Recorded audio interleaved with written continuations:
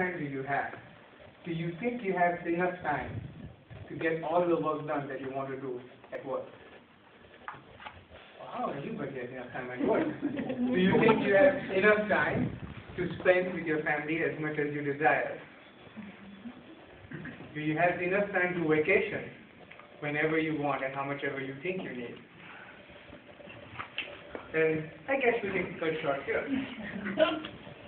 The point I want to drive with this is, if you did have one person who could stand and say yes to all of these answers, maybe they would really need to come here and share their secret with us.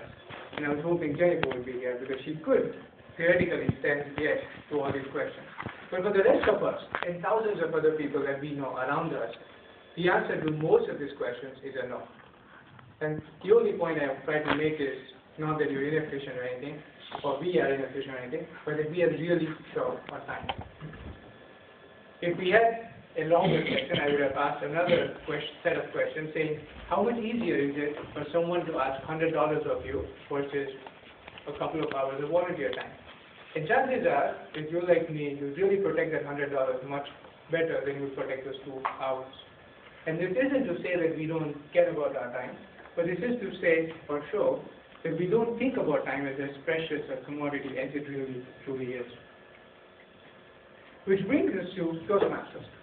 Why are we here? We are all spending an hour here every week, most weeks. And what brings us here, and why are we here?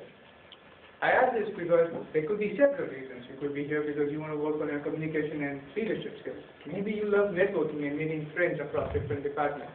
If it's a community club that you go to, maybe it's because you want to know more people in the community. Maybe because your boss asked you to come here. Maybe you want to improve communication skills for home. Several reasons bring us here, but are we making the most of the time that we spend here?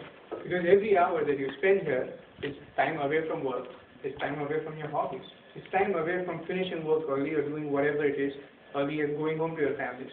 So it is to our families and to our hobbies that we owe this time to, or an efficient use of this time. Which brings us to the next question, are we truly involved? Do we spend all the time we can to give speeches? Do we participate in all the meetings? Do we jump on the opportunity to take up roles and help carry out a successful meeting? And if not, here's a little story I found talking about a design firm, or reading up on a design firm. There's a design firm in LA which is having a conference go on for a few weeks. And unfortunately, because of a lot of conflicts and conflicts, they could not find the same room for every week. So they had to toggle between room A and room B. Same group, same discussion, similar, moving forward in the agenda. However, what they noticed was, after a few weeks of consistently using room A and room B, the discussions in room A were good, but room B gave exceptional results. For some reason, people feel engaged. Better results came out of whatever was being discussed that day. People were just more involved, and they couldn't tell why. So the project leader, who, like any responsible project leader, wanted to find out what's going on. It's the same building, it's the same time of the day, same participants. It's not like it has open windows or it's brighter. It's very similar. After looking around and looking at all the differences, he found that there was one difference. Room B was undergoing construction, and so they had moved all the furniture away. And so when they sat around the table, they had benches without back support. Whereas in room A, they had comfortable chairs like we have here. And what they noticed was, while in room A, which is what we're all used to, you had backrests and people were participating in discussions.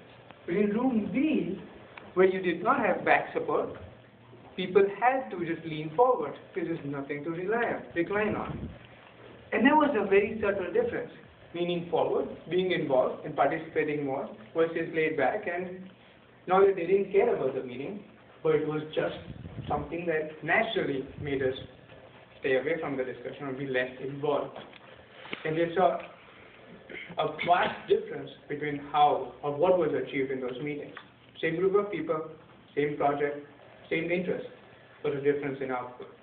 And what this really brings attention to is being involved can make a huge difference. The difference isn't linear, it's exponential. And The same thing applies to when we do things here or when we participate in activities.